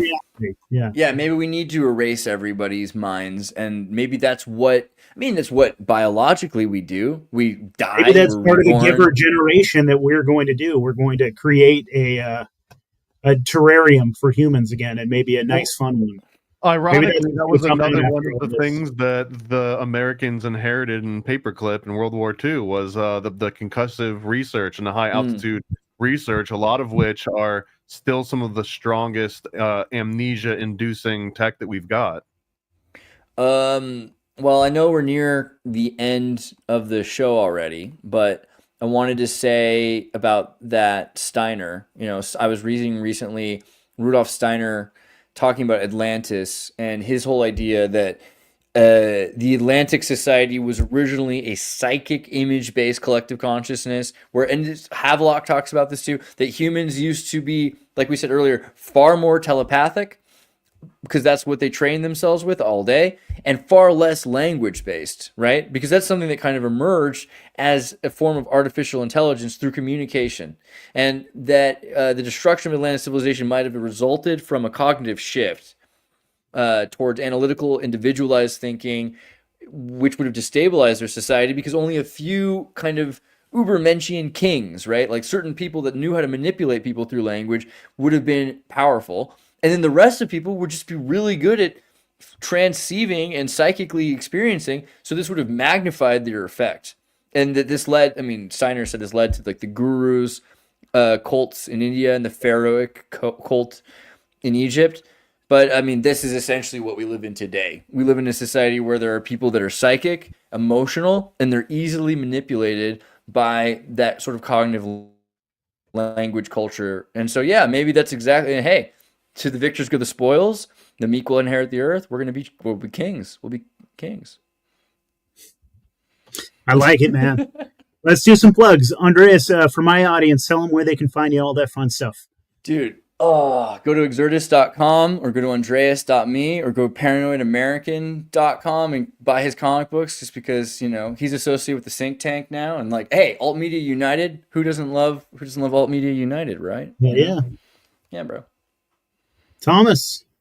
I mean, we've got 10 days left for the Illuminati comic. We passed 33,000 last night, and we got to get to at least 35 to beat the mainstream Illuminati comic that came out earlier this year. And if we can do that, which I think we're already well on track to do that, but this is literally the best way to directly support me or Donut and ultimately Nate, because the success of the Illuminati comic is going to directly drive the next success for the Does Bigfoot Exist comic that I got with Nate. There in the bottom. The one that I'm working on with David Charles Play about Kubrick and the Golden Bough. All of these other ones they're going to follow. All the topics we talked about tonight. We talked about the Titanic tonight. We talked about Satanic Panic tonight. All of those things I've already got ready to put out. So if you want to help make that a reality and get better content out in the world, go to illuminaticomic.com and grab just a $5 version of it. I want to caveat that by saying Nate is one of my favorite people. I endeavored so hard to get here because of how much I like Nate, and that I hope that the people watching this, if you're watching this through my channel, go to Reality Czars, go to Nate and Tony and Thomas's podcast, watch. We've done a couple other episodes together already. Those were great. And then, yeah, he's doing all kinds of fun stuff, dude. Like, so just support the people that I love, please, And go check out our four-way episode with Longo. That was probably where the That was an 32 instant pound classic. Freemason sit wherever he wants, whatever he wants. Okay. I love it, man. Yeah, this was a blast. Always fun with you, Andreas. Always fun, man. And we'll have to do it again. There's a couple other folks that I think you would vibe well with. And so I'm going to set up some shows. So we should do this in a month or so. Epic. Yeah, dude. I'm 100% in. brother. Love you, bro. Appreciate it. Thank you, man. Love you too. Cheers. There we go. Reality SOQUEL. Where reality SOQUEL. You know who we are. We're reality SOQUEL.